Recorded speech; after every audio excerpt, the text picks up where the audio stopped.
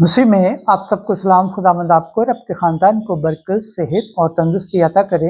मसीह यीशु नासरी के नाम से आमीन। हमारे लिए आज की अंजिल मुकद्दस यूहन्ना के मुताबिक 17 बाब पहली से 11 आयत। ऐ बाप अपने बेटे को जलाल दे। खुदा बाप, बेटे और रूह कुद्दस के नाम से आमीन।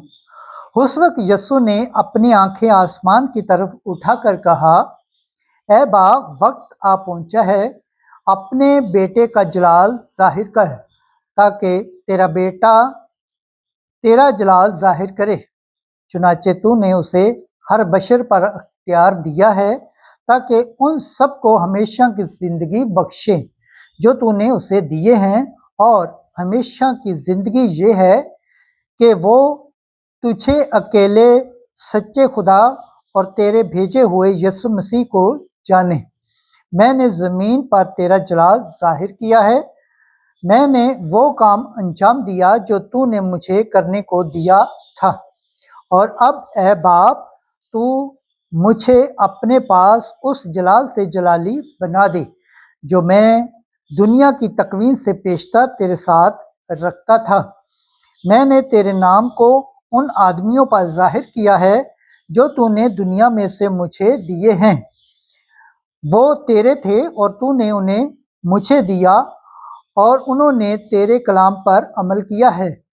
अब वो जान गए हैं कि जो कुछ तूने मुझे दिया है वो सब तुझ ही से है, क्योंकि जो बातें तूने मुझे दी हैं वो मैंने उनको दी हैं, और उन्होंने कबूल कर ली हैं, और उन्होंने सच जान लिया है कि मैं तुझसे निकला हूँ, और ईमान लाए हैं कि तूने मुझे भेजा है।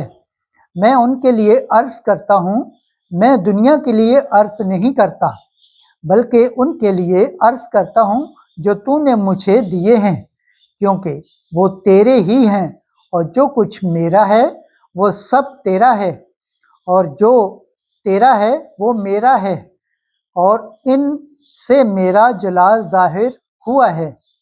मैं आगे को दुनिया में न हूँगा, मगर ये दुनिया में हैं, और मैं तेरे पास आता हूँ। अंजिल मुकद्दस के वसीला से हमारे गुनाह माफ़ किए जाएं। ऐ मसीह, तेरी सताइश हो। खुदावंद के पाक कलाम पढ़े और सुन जाने पर खुदावंद की बरकत हो। खुदावंद का शुक्र हो। आमीन।